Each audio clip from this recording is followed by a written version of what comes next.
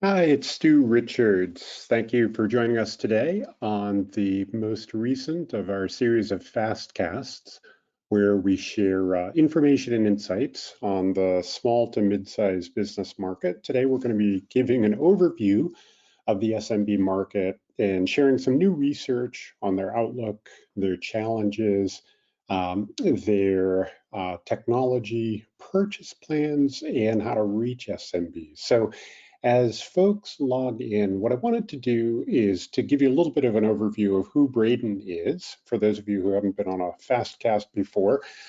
We are a consultancy that is dedicated to helping marketers to better understand and engage the small to mid-sized business audience. We'll go through what definitions of SMBs are, but we tend to think of them as companies with up to 500 employees. We think of very small businesses as under 20, small businesses as having 20 to 99 employees, and mid-sized businesses having 100 to 500. But every client with whom we've worked, and you can see the kinds of folks with whom we've worked over the years, has a different definition of or sweet spot in the SMB space. So we've worked with companies not only by headcount, but by revenue or by industry or by stage of growth, or we've defined them lots of different ways.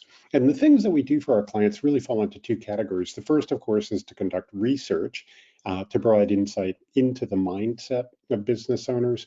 And that might be ultimately to help our clients to understand how best to reach SMBs, whether it's via specific vehicles or with the most effective messaging, the terminology or the benefits that are going to resonate most. We also help clients to understand how to optimize their product offerings or bundles to bring to market, as well as to enhance the user experience. The other thing that we do with research is to conduct surveys to serve as the basis for outbound campaigns. That might mean conducting research to generate data to be used in a content marketing campaign or a PR campaign or a social campaign, or even for sales and event collateral. And you can see in the orange column the kinds of topics that we assess for our clients. Methodologically, we're pretty agnostic. We can do qualitative or quantitative, but at the end of the day, our goal is to help you either with supporting internal decision making through high value research or supporting outbound to generate awareness, leads, and acquisition. The other thing that we do is support outbound through the development of content marketing campaigns. These can, of course, be based on the research that we do, and we do a lot of research and content programs, again, whether it's for awareness or lead gen or even for retention purposes. And we also develop a fair amount of advisory content that's not research-based, but really just is designed to help our clients enhance their position as a trusted advisor to the small business owner. And a lot of this content resides on our client sites, but we can develop outbound formats as well, such as newsletters or even direct mail, depending on where you need support across the sales cycle. So anyway, that's us helping clients to better understand and engage SMBs through research and through content.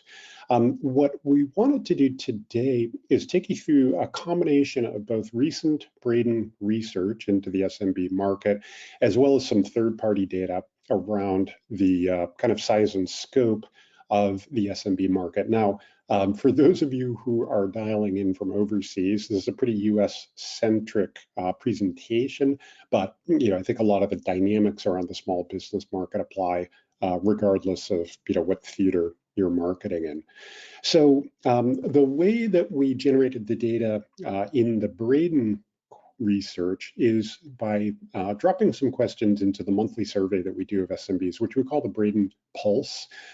Each month we survey 500 principals, meaning owner, founder, CEO, partner, managing director, someone like that, at a wide range of US businesses with up to 500 employees. We do stratify the sample by size, so half of the respondents have fewer than 20 employees. We call those very small businesses. As I mentioned, another 150 have 20 to 99 employees, and the remaining 100 have 100 to 500 employees. Where we present the results in total, we weight them because very small businesses make up the vast majority of small businesses, as you'll see later in the deck. But for the most part, we break them out so you can see how responses vary by company size, which is typically quite a bit. And we did just complete this research. We conducted this in the March wave of the SMB Pulse, so we actually just finished fielding this a couple of weeks ago. So this is hot off the presses. I won't drag you through the firmographics, but as I mentioned, again, for the slides where we're presenting Bredin research, we surveyed principals at companies with a mix of sizes, a mix of revenue as well, and by age. You can see most of them are 2 to 9 years old. That's pretty natural distribution. We also surveyed a natural distribution of SMBs in the US by geography, by population density, by industry, and we also asked about demographics. And you can see most of the respondents at this point are millennials. Second are Gen Xers. Boomers are, kind of gradually retiring from the workforce at this point, and Gen Z are, coming on fast. So the very first set of questions that we asked about was general business outlook. And specifically, we said, how do you feel your top line revenue is going to do versus last year? And we broke them out into 5 different categories. You could respond either up by more than 100%, so you're expecting your revenue to more than double this year. About 6% of respondents said that. Up by double digits, 40% of respondents feel that way. Combined, we call those folks fast growers. Then there's slow growth, about 1 in 5 estimate that they'll grow by single digits this year. And then the remainder expect to be flat or down. About 1 in 3 businesses expect to be flat or down versus last year. Where things get interesting is when you start to look at the details. So not all SMBs are alike, and something you may have noticed in your SMB marketing efforts. But for example, if you look at the upper left section of the screen, we broke out the respondents by company size. Again, very small business, under 20 employees. Small business 20 to 99, mid-sized business 100 to 500, and you'll see the mid-sized businesses are substantially more optimistic about their growth outlook this year than the smaller peers. And likewise, younger businesses, those that are under 10 years old, are substantially more optimistic, and likewise, those who are either Gen Z or millennials, we've grouped them together, but they're substantially more optimistic about their growth. As a matter of fact, you can see there's a pretty linear relationship between optimism and the age of the business principal. The next question, or the next thing that we wanted to do with that data is just give you a little bit of a sense of how it has trended over the past few years as we've been conducting the SMB Pulse. We've asked the same question, since 2019, and you can see, probably not surprisingly, there was a big drop off in optimism in 2020 because of the COVID-19 pandemic. But that has really faded away. And now if you look at the results of this most recent research, we're right back to where we were. As a matter of fact, there are more folks expecting to grow at double-digit rate or more right now than there were even when we first started doing this research back in March of 2019. So that's not to say that there aren't a whole lot of hangover effects of the pandemic, not the least of which are, still supply chain disruptions and, issues around inflation. But overall, SMBs are feeling generally pretty optimistic, or at least, as optimistic as they did pre-pandemic. The other thing that we wanted to ask about in terms of business outlook was kind of a breakout of how they're feeling about a bunch of different aspects of their business. So here in this question, we just asked them to use a slider on a scale of 1 being very pessimistic to 100 being very optimistic for each of these different attributes of their business. And you can see 2 things right away. First of all, as a general rule, SMBs are most optimistic about their business overall, as opposed to any particular attribute. And second, that the big group businesses are a little bit more optimistic, or in some cases, significantly more optimistic. If you look down towards the bottom with capital expenditures or expansion, they're significantly more optimistic about those aspects of their business than very small businesses are.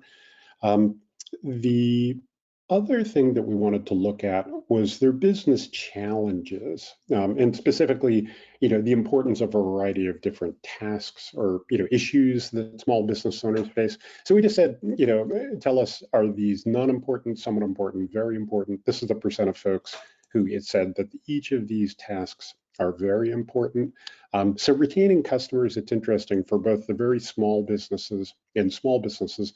That's the most important thing that they're facing right now. That's a little bit of a sign of the challenge that they're facing in this economy. Typically, when we ask this kind of question, they're most concerned about customer acquisition. So they're in a little bit more of a defensive position right now at this stage of a potentially pre-recessionary environment than we see in more kind of optimistic economic eras. But it's interesting, if you look at the biggest businesses in green, the companies with 100 to 500 employees, their biggest concern or what's most important to them is keeping data and applications secure. That's actually really consistent with previous research that we've done, when we ask that question in a whole bunch of different ways. Data security, application security, whether it's around their own internal data, customer data, is super critical to the biggest businesses. It's also important, not quite as important to smaller businesses, but especially to the degree that you're marketing to bigger SMBs, really, really, really important that you message around the security that you've built into whatever your offerings are. It's just critical to them.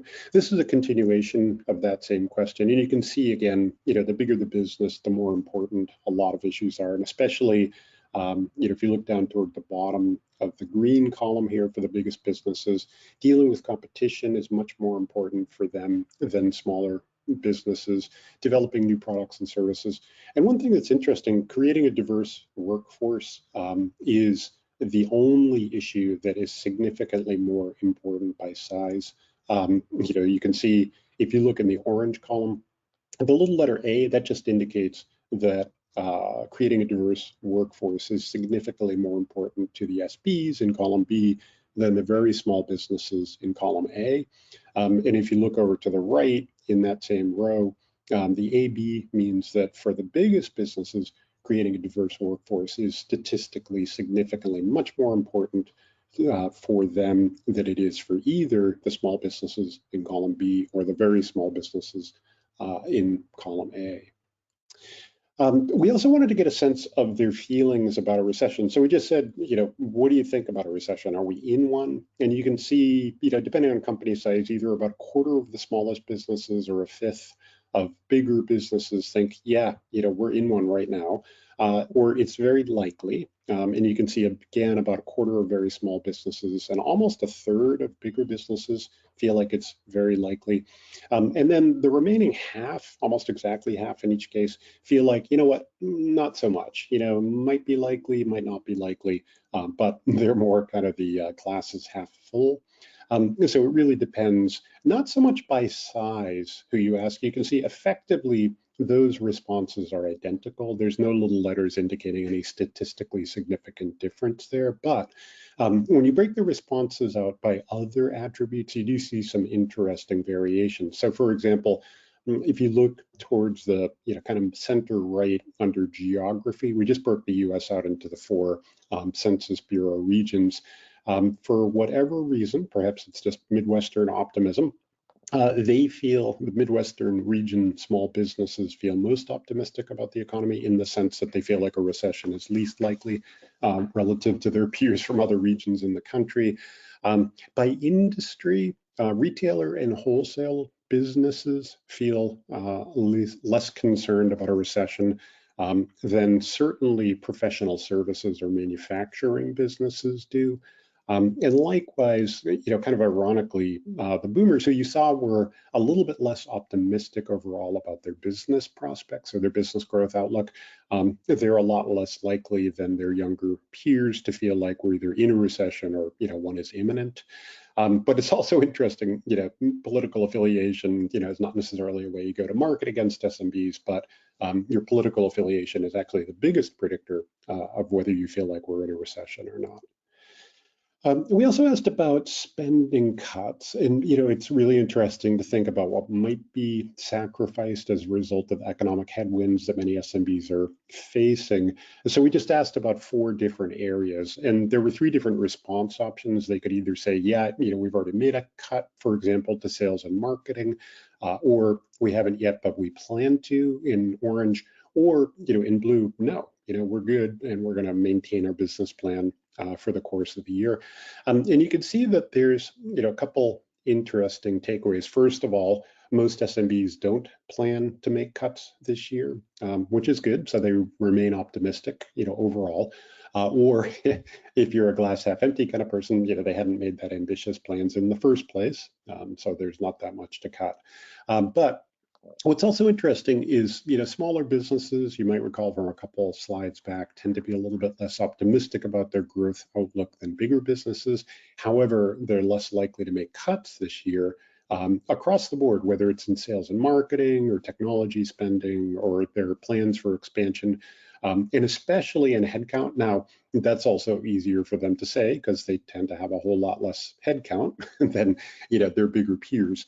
But they really do plan to hold steady as a general rule, as opposed to bigger businesses that are slightly more, and you see, a couple little variations, but bigger businesses do tend to make more cuts, even though they tend to be more optimistic overall. We also wanted to ask about the effect of the bank crisis, in particular, in this question around its effect on kind of business outlook. And the way we got at that was to say, do you agree or disagree, or neither, that the banking crisis is going to increase the odds or severity of a recession? And you can see for the most part, they do. Basically 3 out of 5 respondents say, yeah, it's certainly not helping. And you've probably seen the news around First Republic. There's a lot of shakeout still from the banking crisis. So a lot of small businesses are worried about the impact of that. And then a little bit more tangibly, is it going to affect their ability to get a loan?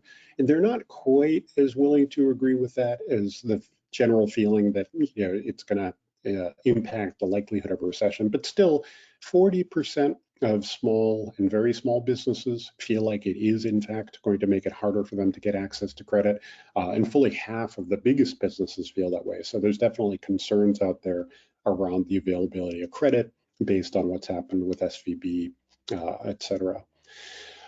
So what action have they taken as a result of that? Well, it really varies by company size. You can see, if you look at the top bar chart here, only 5%, 1 in 20 very small businesses moved, some or all of their deposits from their bank to, some other institution or place, whereas 29%, almost a third of the very biggest businesses did. And again, we didn't say what fraction of your money did you move. And with bigger businesses, it's also likely that they might have multiple deposit accounts. But that said, if they did say yes, if they had, for example, moved their money, we asked where they moved it to. Now, these are pretty small samples. You can see, for example, a grand total of 12 very small businesses had moved money, and a grand total of, up to 29 of the biggest businesses had. So take this with a grain of salt, but directionally, if a small business owner had moved their money, they're most likely to have moved it to a large national bank, which they just feel like there's a lot of security there.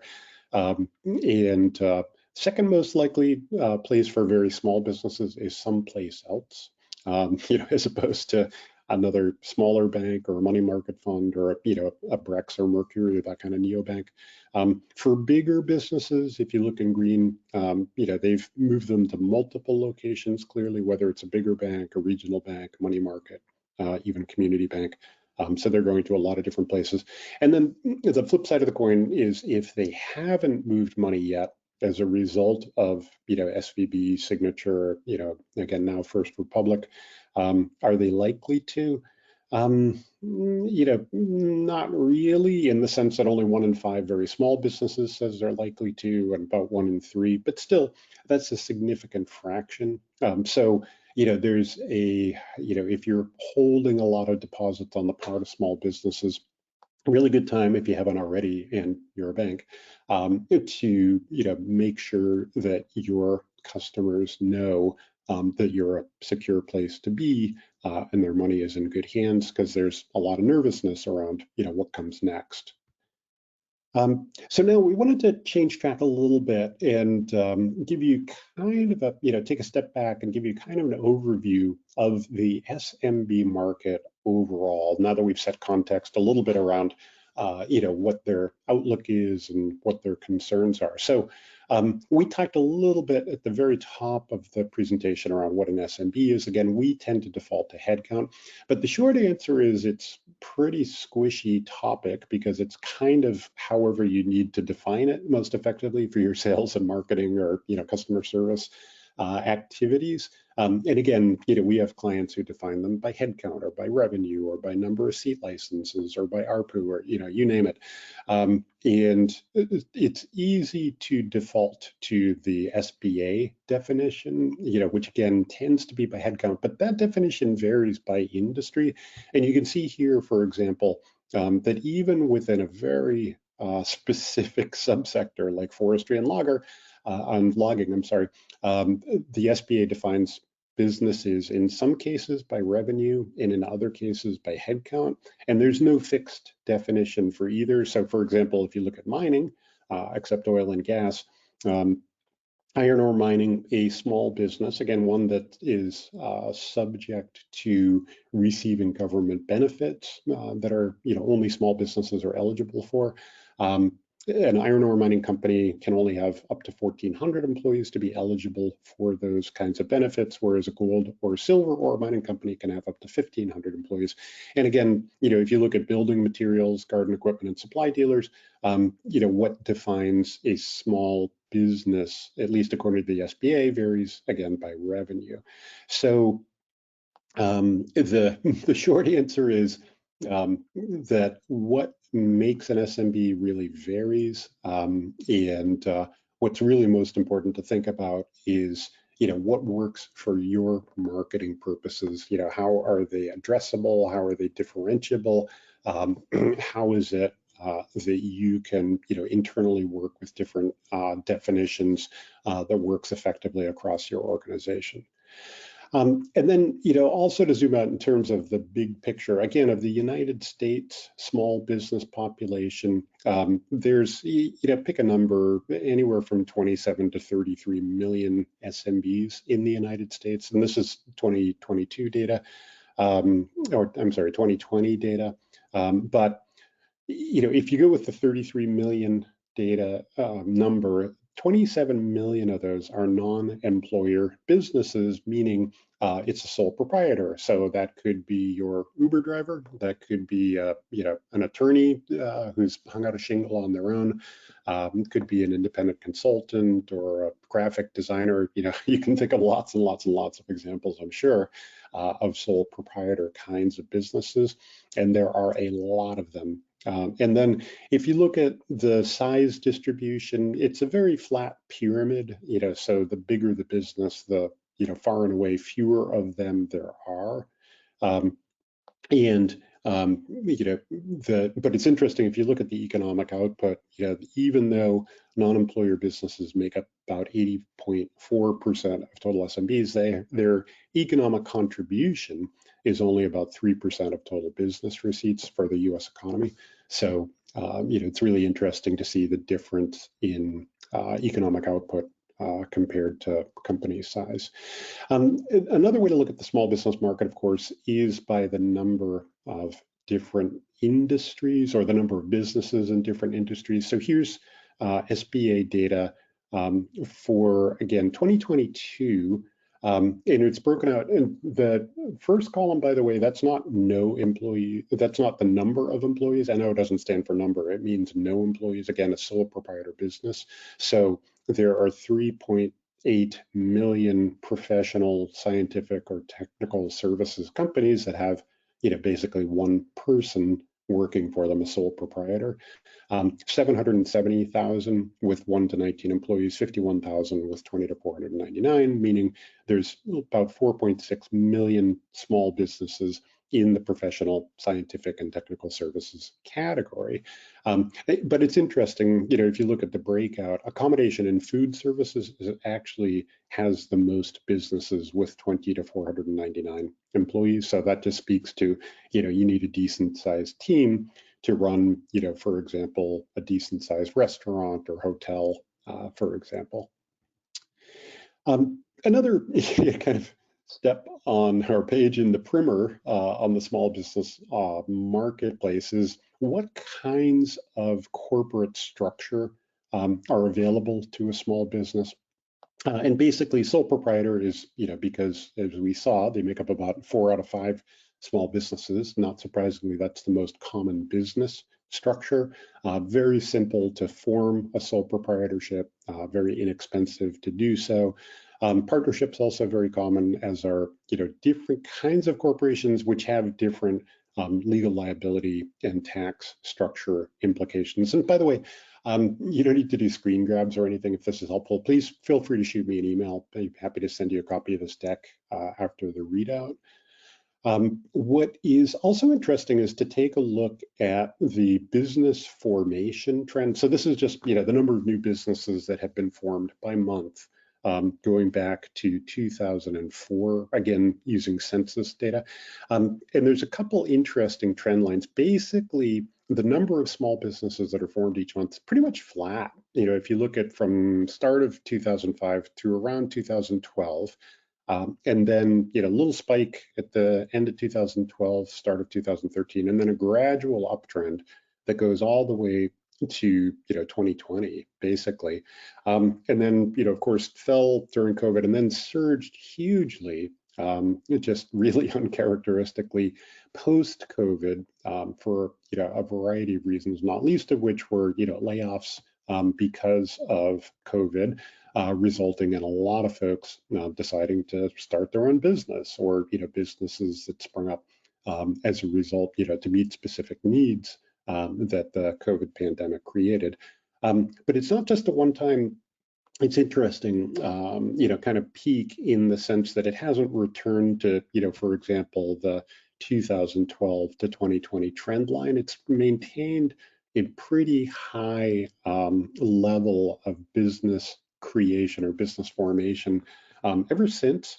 It'll be interesting to see if that continues, but it's really good news for marketers to the SMB space, in the sense that there's a huge number of small businesses that are being formed, and that means a huge opportunity to help them with all kinds of products and services that they need to manage a business efficiently. What kind of businesses are being formed? So this is just a look at 2022, and this is from our friends at MarketForce. And you can see that retailers, that's the most likely kind of business to be formed, whether it's online, offline, or both. About roughly kind of sort of 1 in 5 businesses is some sort of retail. Professional services, again, attorney or CPA, someone like that, is about 1 in 8. Construction, roughly 1 in 10. Likewise, non-professional, that just means basically personal services like a barbershop or gym, also almost 1 in 10 businesses. You can see, pretty wide distribution of different kinds of businesses being formed, but many in the retail and professional services segments. Now, also changing track, so zooming in from, what kinds of businesses are being formed and how many of them. The next thing that we wanted to go through is what the software, specifically application purchase intent is of small businesses for 2023. So, again, using, this is the Bredin research data. So when we surveyed these 500 principals, again, really just at the beginning of this month, one of the questions we asked them was what technology, what applications they have. And you can see in the dark blue, that's like we already have, it's part of our tech stack. And the other option they could say is, we don't have it, but we plan on acquiring it this year. Or they could say, we don't plan on acquiring it this year, but we're going to get it sometime in the foreseeable future. And then way over on the right, you can see the percent of folks who said, you know what, we don't have an accounting or financial management application, for example, and we never plan to get one. And a couple of things jump out. Now, there's a bunch of options that we gave them here, so there's a couple slides to go through on this. But a couple takeaways are that first and foremost, the financial management category is the biggest in every case, meaning by every size bracket. SMBs are most likely to have some sort of financial management software, like a QuickBooks or a NetSuite or something like that. You can also see that by size, in every case, out of all 13 of the application categories that we surveyed, bigger businesses, either the small business or mid-sized business, are significantly more likely to have the application in that given category than very small businesses, and typically tend to have a higher purchase intent in that category as well. So these just go in descending order of implementation at very small businesses. So you can see a little over half of small businesses have some sort of accounting or financial management application. 11% plan to buy this year, 6% plan to buy next year. The next category is a big one. We kind of aggregated both document creation, meaning the Microsoft 365 or G Suites of the world, with document storage and backup, like the Boxes or the Dropboxes or the Carbonites of the world, as well as DocuSigns and other sharing applications. So there's a bunch of categories lumped into that. And so not surprisingly, that one is huge. Video conferencing, also huge. The very last, it's a little bit of a teaser for the last slide in this sequence, but AI is the application that we asked about that has the lowest implementation, but the highest purchase intent among bigger businesses, not among very small businesses. And you can see, as we mentioned, data security is really important, especially for the biggest businesses. Ironically, it's got higher installation at the small business than the mid-sized business, but mid-sized business has very high purchase intent this year to get some sort of security solution. And for purchase intent after artificial intelligence, mid-sized businesses, again, the 100 to 500 employee companies, have the highest purchase intent for design or illustration apps like the Adobes and Canvas of the world. Whereas for small businesses, again, 20 to 99 employees, after AI, they have the highest purchase intent for CRM solutions, a Salesforce or a HubSpot or Zoho, whereas very small businesses are most likely to buy or use a new some sort of marketing or e-commerce solution, Google Ads or a Shopify or a MailChimp, or there's lots of different solutions in that category. It's interesting, if you just look at the very bottom here, artificial intelligence, again, pretty low adoption by very small businesses. Only 10% say that they're using that right now. 34% of the biggest businesses, but absolutely huge purchase intent on the part of the biggest businesses. We will be doing a deeper dive into AI in another webcast coming up on June 15th, and I hope you'll join us for that super interesting category for the AI opportunity, both on the part of how SMBs are going to be using it, as well, of course, as what the opportunities are for marketers to integrate that into their offerings. So last section, I know we're getting to the bottom of the hour, but the last section that I wanted to take you through is just how to reach SMBs. And again, we'll be doing a deeper dive on this as well. We asked a lot more questions about this, but I wanted to give you kind of a highlight of the most effective tactics to use to reach SMBs. We'll be doing a webcast on this on May 18th. Again, deeper dive on purchase intent for technology and the media to use to reach SMBs. But some top line takeaways here, we just ranked out of 42 different sources of information that a small business owner might use to either first learn about, conduct research on, or make a purchase decision. Here, in this case, specifically on technology products and services, these are the ones that rank the highest, specifically the top 5. So for example, for awareness, the way that very small businesses, again, under 20 employees, are most likely to learn about a technology solution is via search. And that might mean that they are interested in a particular category, like document signing, and they Google, and they may come to some place like G2 or directly to a vendor site. Second most likely to learn about a solution like that from peers, and you can see on down the line. The little arrows, by the way, those just indicate where any given information source, how it moves through the sales cycle. So you can see that search is not only the most important way that very small businesses first learn about technology solutions for their business, but it's also the way they're most likely to conduct research on solutions in that category, and also to make a purchase decision, to decide between vendors and determine exactly what kind of solution they're going to get.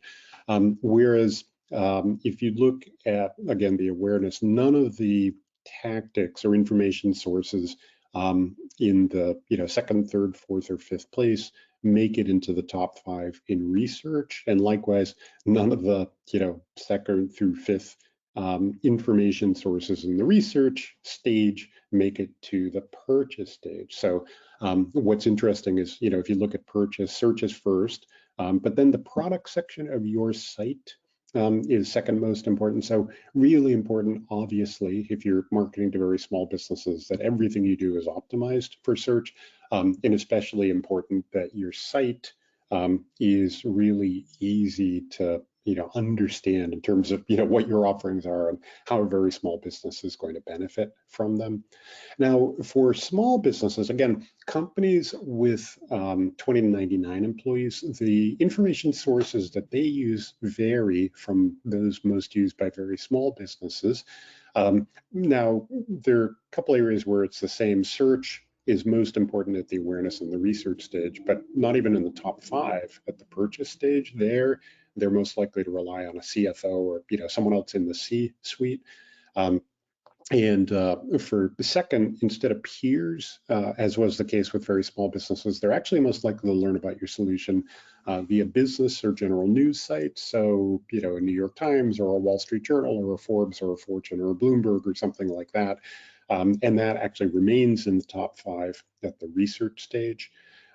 And you can see, again, though, like very small businesses, the product section of your site is second most important to small businesses. So again, super critical that your site is easy to navigate, easy to understand, really makes it easy for the business owner to understand what your offerings do for them. And then finally, for the biggest businesses in our survey, mid-sized businesses, 100 to 500 employees, search is also the most important way that they learn about your offering. So across the board, that's number 1 for awareness, regardless of company size. It drops to second at the research stage. What's interesting, the resources section of your site, so where you have articles or case studies or white papers or whatever that is not product specific, more advisory or educational, is most important for them, the biggest businesses at the research stage. And then again, the product section of your site is the number 1 way that, or resource, I should say, that mid-sized businesses are likely to use to make a purchase decision in your category.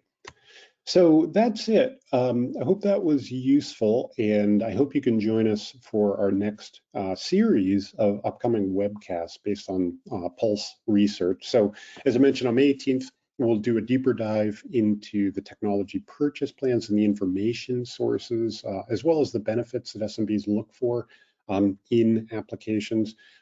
We'll, on June 15th, do a deeper dive into the AI opportunity for SMBs. Again, both how SMBs plan to use and benefit from AI and what the opportunities are for marketers there. On July 13th, we'll talk about payments, just huge and booming area. A lot of technological innovation and interesting partnerships happening in that space. And it will do a readout of primary research there around what SMBs are looking for, what's important to them in a solution. And then finally, in August, we'll talk about what works in a resource center, which, as we saw, is important, especially to the biggest businesses at the research stage, to understand your offering. So again, if you would like a copy of this presentation, please shoot me a note. My email is here, and you also had it, I'm sure, in all of the reminders to attend the webcast today. And if we can help you with understanding SMBs, again, whether it's to support internal decision-making around go-to-market strategy, product strategy, the user experience, or to develop outbound programs, we would love the opportunity to do that and to bring value in helping you to go to market most effectively against SMBs. So again, thank you for joining me today. I hope you can join us in our next series of webcasts. Shoot me a note if you'd like a copy of this presentation, and we'll look forward to seeing you on an upcoming Bredin Fastcast. Thanks very much.